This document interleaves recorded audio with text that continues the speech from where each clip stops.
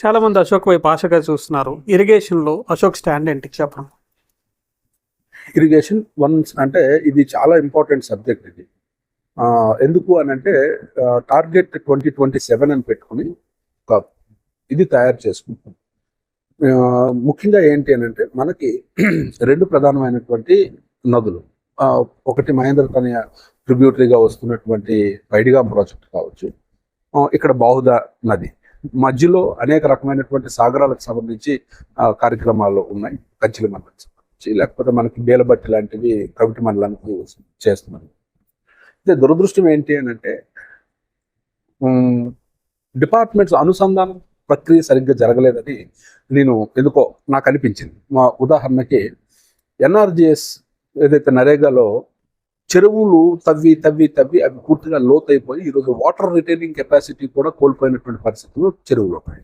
వాళ్ళు ఎంత తవ్వారు అని అంటే, ఒకవేళ ఇప్పుడు చెరువు నిండినా ఆ చెరువు నుంచి వాటర్ ఈరోజు పొలాలకు వెళ్ళే పరిస్థితి లేనటువంటి పరిస్థితి అంటే, సో ఇటు ఇరిగేషన్ ఎన్ఆర్జిఎస్ డిపార్ట్మెంట్ కూడా అనుసంధానం అవ్వాలి. Gravity miss at the same time ఈ బట్టి ఏదైతే ఛానల్ సిస్టమ్ ఉంది, ఈ ఛానల్ సిస్టమ్ అంతా కూడా ఎంక్రోచ్మెంట్ అయిపోయి ఒకప్పుడు ఎంత ఉన్నటువంటి ఛానల్ ఈరోజు ఎంత అయిపోయింది.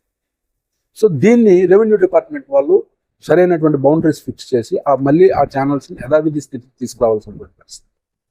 అలాగే అగ్రికల్చర్ డిపార్ట్మెంట్. సో అందుకు ప్రతి ఒక్క గ్రామానికి, ప్రతి ఒక్క పంచాయతీ స్థాయిలో ఇక్కడ ఉన్నటువంటి ఎన్ఆర్జిఎస్ డిపార్ట్మెంట్తో ఒక రివ్యూ మీటింగ్ పెట్టుకుని ప్రతి ఒక్క గ్రామానికి ఒక సూక్ష్మ ప్రణాళిక తయారు చేయమని చెప్పడం జరిగింది. అంటే ఆ ఊర్లో ఉన్నటువంటి చెరువులేండి, ఆ ఊర్లో ఉన్నటువంటి ఆయకట్టుకి ఏ చెరువుల నుంచి నీళ్ళు అనేవి అందించాలి, దేన్ని ఏ రకంగా బాగు చేయొచ్చు, అది ఎన్ఆర్జిఎస్లో అవుతుందా లేకపోతే ఇరిగేషన్ డిపార్ట్మెంట్లో అవుతుందా. మీరు కూడా మొన్న నిమ్మల రామానాయుడు గారు వచ్చినప్పుడు కూడా నా వాయిస్ నేను వినిపించడం మీకు తెలుసు, అసెంబ్లీలో కూడా ఈ ప్రస్తావన తీసుకురావడం మీకు తెలుసు.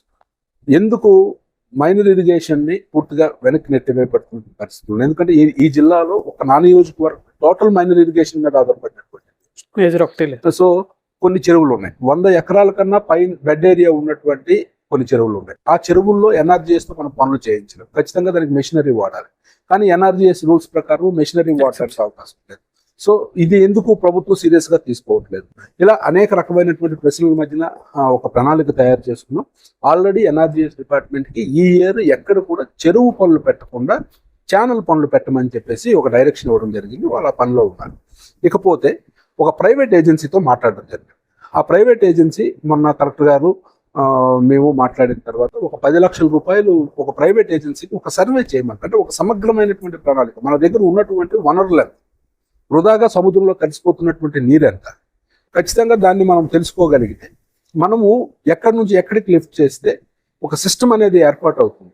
ఇప్పుడు ఉదాహరణకి మనకి ఇక్కడ రాకాసి ఘాటాలు పైడిగాం నుంచి ఒక దాదాపు 4 TMC మాత్రమే వాటర్, మిగిలిందంతా కూడా సముద్రంలో తెలుసు. మనం ఆ వాటర్ ఏమైనా తీసుకుని వచ్చి ఈ గడ్డ సిస్టంలో మనం కానీ ఇన్కర్పొరేట్ చేయగలిగితే ఆ నీరు ఎంతవరకు మనం ఉపయోగించడానికి అవకాశం ఉంది. అలాగే ఆల్రెడీ ఎగ్జిస్టింగ్ లిఫ్ట్లు ఎంతవరకు పనిచేస్తున్నాయి, ఈ లిఫ్ట్ని మనం ఏ రకంగా మనం తీసుకురాగలిగే పరిస్థితి ఉంది. ఇలా అనేక రకమైనటువంటి ఆలోచనలు రకరకాలుగా చేస్తున్నాం. ఇక్కడ ఉన్నటువంటి సీనియర్స్, రైతులతో మాట్లాడుతున్నాం, డిపార్ట్మెంట్స్తో మాట్లాడుతున్నాం. సో 100% ఏంటంటే 2027కి 2 పంటలకు సరిపడా నీళ్లు ఇవ్వాలి అని ఒక మంచి ప్రణాళిక తయారు చేసుకున్నాం.